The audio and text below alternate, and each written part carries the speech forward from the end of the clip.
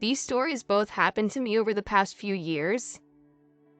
My Boy Scout troop had been camping inside historic Gettysburg, Pennsylvania for Memorial Day weekend, as it had been a tradition for our troop to go there and earn the 10-mile hike medal. We also did some sightseeing. Our Boy Scout troop visits every 4 years, and I had gone twice now already. On my first visit back in 2013, I had only stayed for 1 day because I had gotten sick to my stomach due to a stomach bug that was going around. Although up to the moments I'd gotten sick, I swear, I kept seeing things out of the corner of my eye. I know it may sound cheesy, but I swear it felt like I was being watched by something. Around lunchtime of that day, we had sat down on the benches and had lunch. Keep in mind, this happened before I had gotten sick.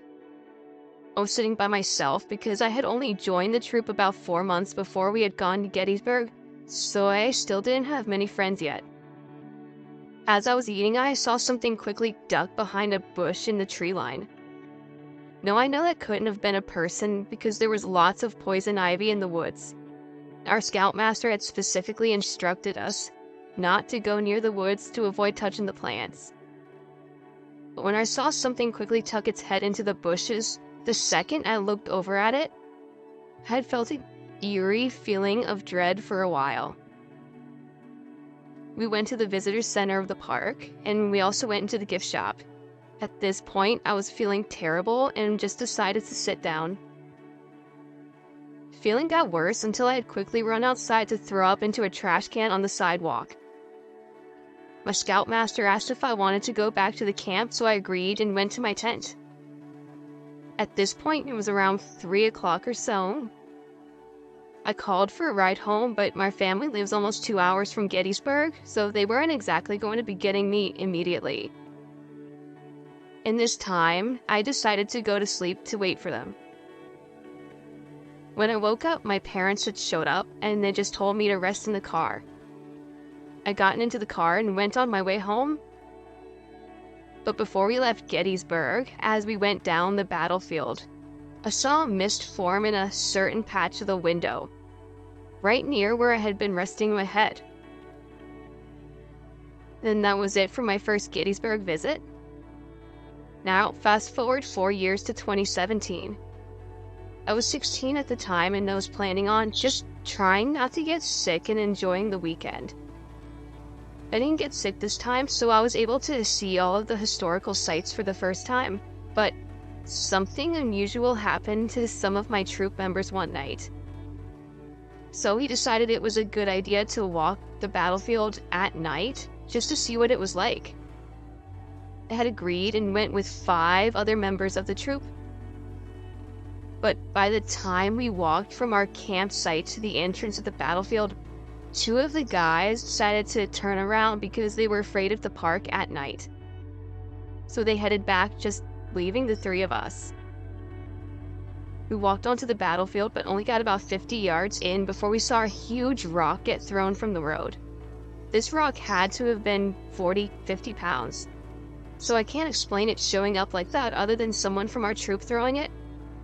We decided not to say, so we ran away from whoever or whatever was throwing that rock at us. On our way back, we saw the 2 guys who had left us earlier. We ran right past them and all the way to the campsite. We asked if everyone was in camp, and our scoutmaster told us that they were just waiting on the 2 boys that we had just run past. So there was nobody from our camp that threw that rock, because no one else left the camp. And the other 2 guys didn't even enter the battlefield, so it couldn't have been them. To this day, I think back on this situation. I don't believe it could have been possible for somebody to throw a rock that big and that far from the road to the battlefield. Sometimes these stories cross my mind, but I don't really know what happened to me on both occasions of me visiting Gettysburg, Pennsylvania.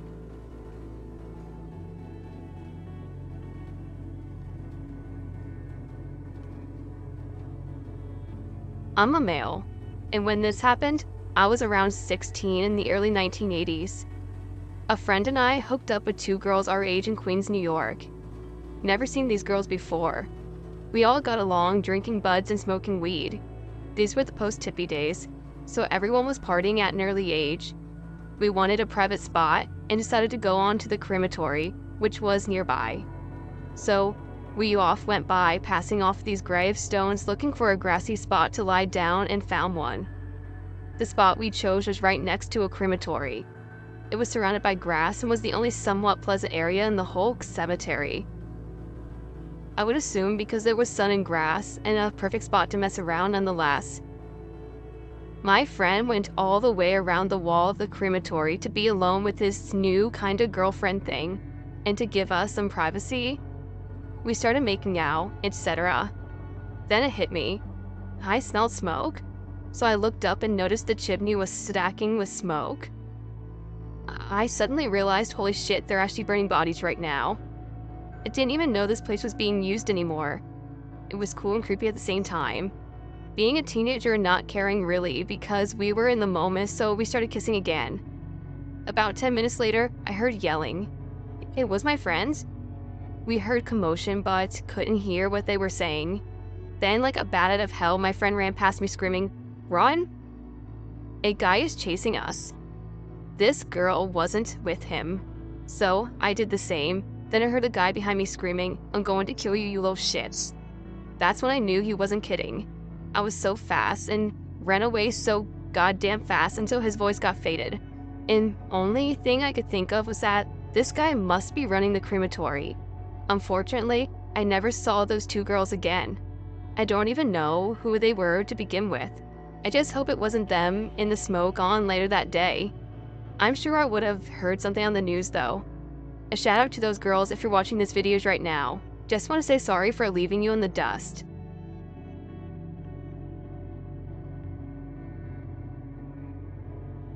This happened early 2013 in Middlebury, Vermont. One night, I was in my living room when I noticed a ball of light outside my window, above the treetops to the north side of my house in the yard. I didn't know what it was, so I went over to the kitchen to look at it a little more clearly. It was shimmering. It was kind of a white beige color, and the outside had a rim of either red or green. I couldn't tell what color it was, which is interesting because I'm not colorblind, but it was like when you look at a light after getting out of a chlorinated pool. My mind was racing as my brain tried to explain to me what I was looking at. It told me it was an ambulance. Then I realized it wasn't an ambulance. Next, my brain told me it was a flying ambulance. Then I corrected myself and told myself there were no such thing as flying ambulances and they don't have those. Then I corrected myself again and told me they do have those. They're called helicopters, but that's not a helicopter. I stared at it in disbelief for at least a minute and a half. And as I looked at this thing, the ball of light just stretched. I remember it clearly. It got longer and thinner and longer and thinner and longer and thinner, until it was just so long and thin that it collapsed inward and disappeared on itself and was completely gone. I just stood there in awe, staring at the spot where its S was, thinking it would come back if I kept looking at it. But it never did. Then, I was hit with this incredible fear that it was some kind of alien and I was about to be abducted. I remember thinking how much of a unique thing this was and what a weird fear it is. Aliens coming into the house. It's how I'd never even thought about protecting myself from aliens before, and how I'd probably never would again. I ran into my room, loaded a shotgun, and hid in my back room. I was scared as hell, while also feeling ridiculous. And then it hit me that if the aliens came into my house, A, there is absolutely nothing I can do about it. B, having a gun is definitely going to get me killed. And C, if they were going to come in my house, they would have done it by now. Which was weirdly calming. Nothing happened. There was no missing time, and eventually I calmed down. But I still remember it clearly, like it happened last night. Some people have suggested it was a ball of lightning. But ball of lightning looks all staticky and clearly looks like electricity, and it moves around. This was completely smooth and stayed still.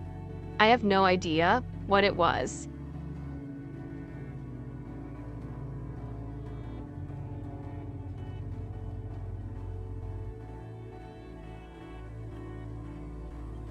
In 2016, I went inside a shop in a city in the Southwest Prairies with my brother. Of course, and I am not joking, it was dark and a cloudy day, and it was raining. At the time, I was 15 and happened to be in the neighborhood for unrelated reasons. I was not aware of any specific stories about the shop, which was previously a coffee shop and a house, and only knew that it was apparently haunted. I am not a believer in any type of organized religion, but do consider myself a skeptic in all aspects of the unknown. At the time of my encounter, I was on the second floor of the shop with my brother. The upstairs was extremely cluttered and messy. I decided to slide on between them. There were these two thin metal shelves to see a hallway at the end. What looked like a bathroom, at least I could see a toilet paper roll. I started walking towards the bathroom, which had a sharp turn that prevented me from viewing the other portion of the bathroom when I heard a sound. It sounded like a large man exhaling behind me, right next to my ear. After that, I rushed away from the hallway and told my brother we were leaving. I was noticeably shaken and he asked what had happened. Trying to keep him from freaking out, I didn't tell him about what I had just experienced until we were in the car. After, I became obsessed with what had happened. I spent a lot of time researching the internet for other people's encounters. Apparently, a lot of odd things have happened in or near the bathroom I had been walking towards. Freaks me out still, and I haven't been able to find anything about why he was there or it was there.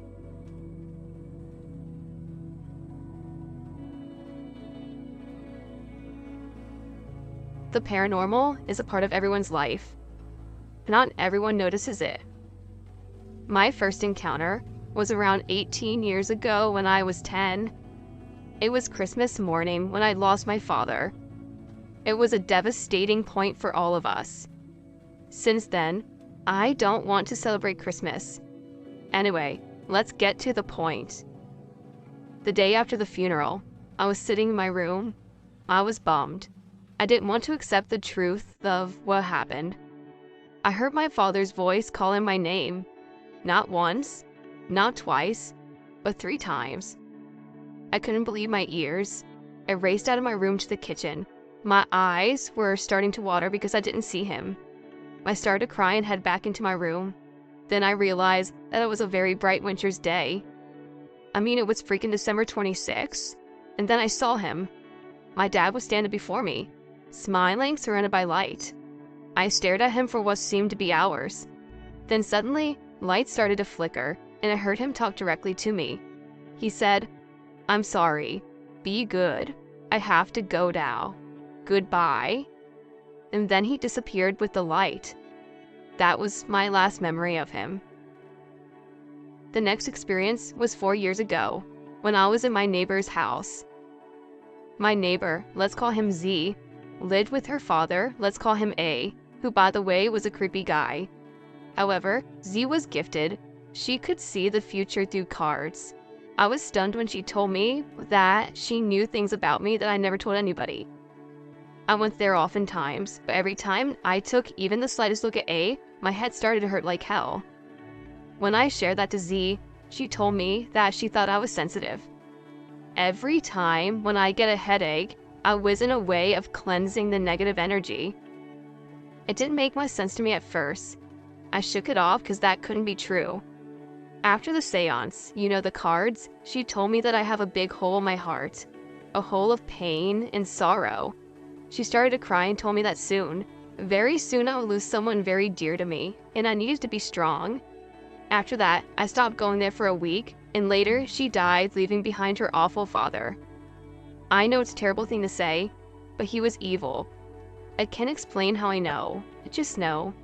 10 days after Z's death, A got ill and died. I know my story isn't as exciting as others, but it's true. It was super weird and very crazy. I'm 28 now and I still get that feeling.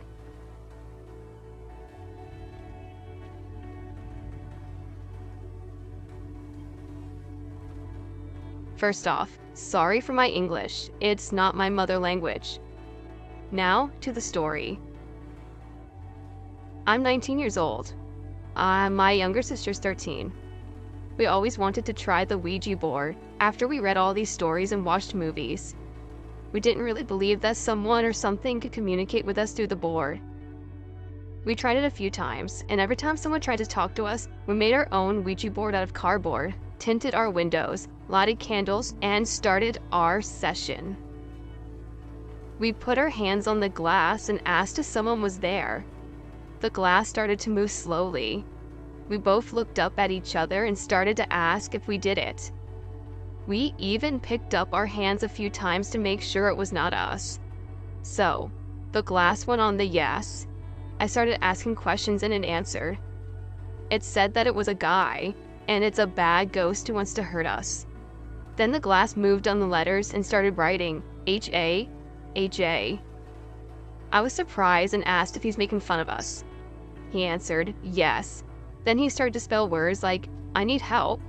We asked what kind of help he needs. It was creepy, and I could feel my hand burning and my sister's fingers were hurting, but we tried to stay calm. He continued to talk. I want to go to Mom. We looked at each other with fear and confusion. Didn't know what to do. I asked if his mom was dead, and he answered no. We didn't know if he was making fun of us or if he's lying.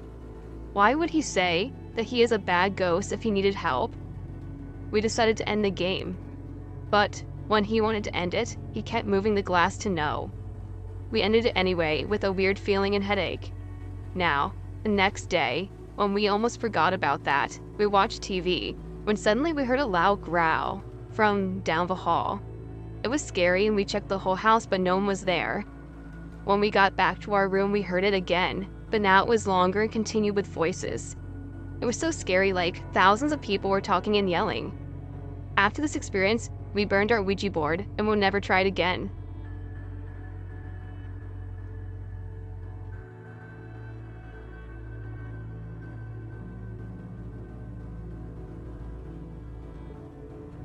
In 1992, I rented a house in Fredericksburg, Virginia, following several years of living abroad. It was a rather pleasant house, a ranch design, and an older neighborhood. There were many large trees that gave shade in the summer, and a wooded area behind the house, along with friendly neighbors and a genuinely placid calm overall. It was a nice place to live. There was not a hint that this house was haunted by an active, though unhappy ghost. As ghost implies, a frightening specter in my mind, I think I prefer the term spirit. The house haunting was confirmed to be human. The haunting did not begin immediately. Months passed, perhaps a year. It began unannounced. There was no warning of any kind, nor even a hint of warning from the landlord. On what I recall as a very lovely late summer day, at 3 o'clock in the afternoon, our front entry door opened with a bang, and the loud chatter of swinging Venetian blinds. My wife and son were with me in our family room watching television. My daughter was serving in the military and was far off and unexpected. Our heads snapped sharply as we quickly looked at each other's faces, looking for a hint of understanding regarding of what was happening. There was none. Two probabilities came to mind. The first being my daughter home on unexpected leave, with the intent of surprising us. The second was criminal home invasion. After a moment spent gathering my wits, I moved from the family room to the living room. I found our entry door wide open, the blinds which covered its window still swaying side to side. The door, for those prone to detail, opened inward. There was no apparent explanation for what had happened. That door was little used by our family and was kept locked. The door was rather difficult to open, as the door itself was simply stuck in the frame. It took a lot of effort to open, and when the door finally did, it popped free rather heavily, as a result of being stuck or jammed. And the force it took to open it, the metal Venetian blinds would swing and sway and clatter. In all, annoying enough that our front door was almost never used. After that first experience, things changed. The front door continued to open, although not frequently. The back door would also be found open from time to time. Bedroom doors opened much more frequently though, and one bedroom in particular. As we were never in fear, and there was no show of hostility, we accepted our new reality. There may also have been an occasional noise during the night, but nothing of real note. We simply adopted whoever this was and often spoke to them. We had simple greetings or conversation. This came to an end for us in 1998 when it was time to return to my work abroad. Movers came to take away our belongings. While this went on, the lady living next door spoke to me over the fence and asked if anything unusual happened during our stay. I affirmed that it had. Then she told me the following. A woman and her daughter lived in that house that in the years past. The girl, a high school student, was 16 or 17 years of age. On New Year's Eve, the girl wanted to attend a party. The mother declined because of severe ice storms. The girl went anyway. The mother waited up to early hours for her daughter to return before crying herself to sleep. The mother was awakened by crying and discovered her daughter sitting in the chair next to her bed. The girl sobbed, "Oh mother, I'm so sorry, I'm so sorry." The girl repeated her statement and then vanished. After 3 days of searching, the girl's car was located upside down in a canal, used by a local power company to produce electricity. The girl's body was in the car, which had slid off the icy road into the frozen canal. The woman who told me this was the sister of the girl's mother, making her the aunt of the girl. They had lived side by side as neighbors as well as relatives. I recall all of this with great clarity. This is a true and accurate presentation of what I had experienced.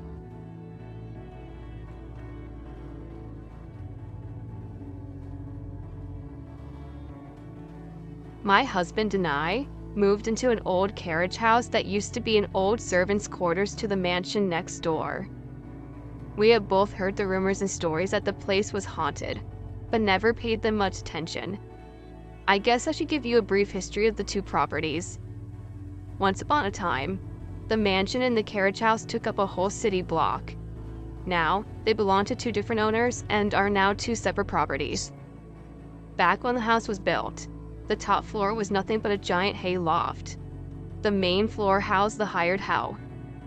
There is a decent-sized dining room, kitchen, and front room. There are 2 bedrooms upstairs and 1.5 baths. There is also a basement that looks like it was used strictly for storage. However, off to one side of the basement, there is a hallway that just suddenly ends. There used to be an underground service tunnel between the carriage house and the mansion that has since been filled in and sealed, hence the hallway that leads nowhere.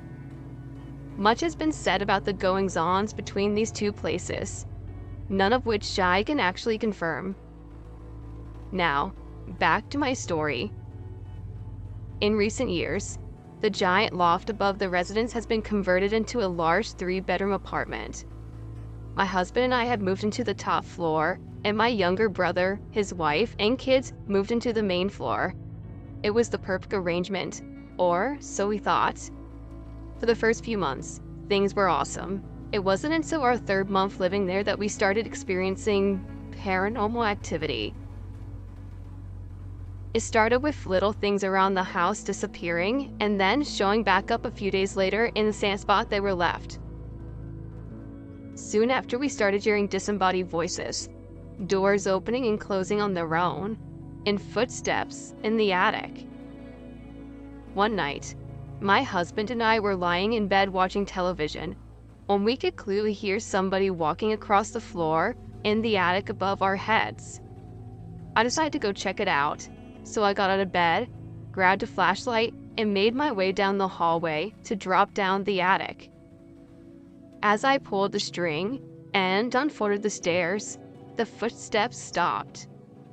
I hesitated at the bottom for a second as I realized that the only way into the attic is from these very set of stairs, and I was about to climb them.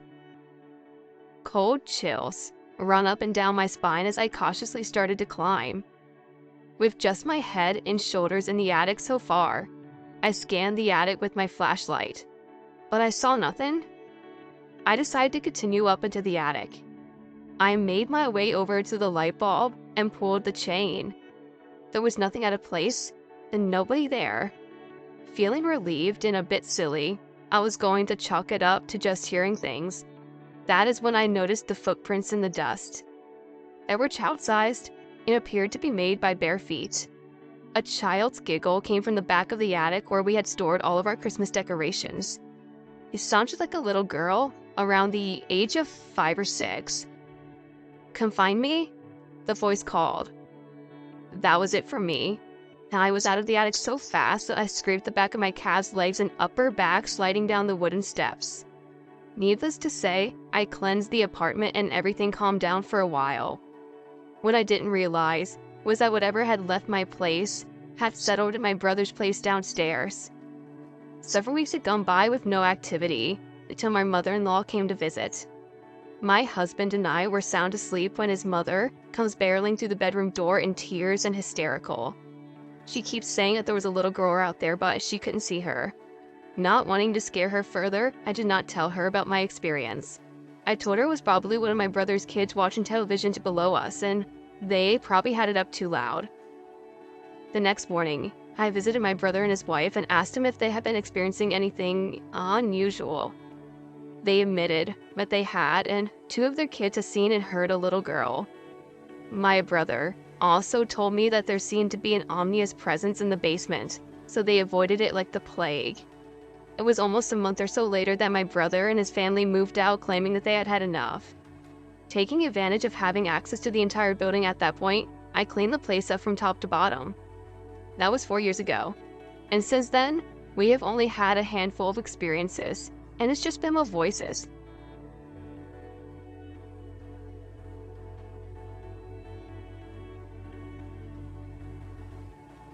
Lately, my sensitivity has been a bit more extreme. I'm not sure what the cause could be, but it seems to be happening in clusters or episodes. I can go weeks without an experience, and I can go days of experiencing crazy shit. Since I was a little girl, I knew I was different. I felt different. I hardly spoke. I was very emotional for a 6 or 7-year-old, and I felt presences from time to time. Nothing too terrifying. No imaginary friends or apparitions, no voices. I could just feel and sense the presence enter the room. Sometimes heavier and more bold and staticky, if that makes sense. There would be specific areas of a house that I literally would not go near, but I didn't understand what any of this meant. The older I got and get, the more intense it gets, especially when I begin my career as a registered nurse. I joke that I was cursed with this blessing, although there are others like me who experience way more. At first, I used to try to disprove it, even with the events and logics, with science and stuff like that. I have quite a few events that I've experienced that may be scary to some, but it's weird as hell to me. As mentioned before, the older I got, the more intense the experiences became. I was starting to hear, and what I thought was my husband's voice call my name. I never answered because I just didn't feel right when I heard it, and when he walked back in the room, I'd ask him about it and he swore he was not calling me. I witnessed an object fly off the table, and when I picked it up to return to his place, it immediately flew off the table again. I'd hear random banging or knocking in different areas of the house when I was home alone. My husband and I were in bed one night, lights off for at least a good hour. Then, the light turned on by itself. I mostly turned the light off manually using the chain on the ceiling fan. I got up to turn it back off, and once I did, our computer turned on by itself. This is just a brief description of a few incidences. I worked on the 8th floor at a hospital in the St. Louis area, the medical oncology floor.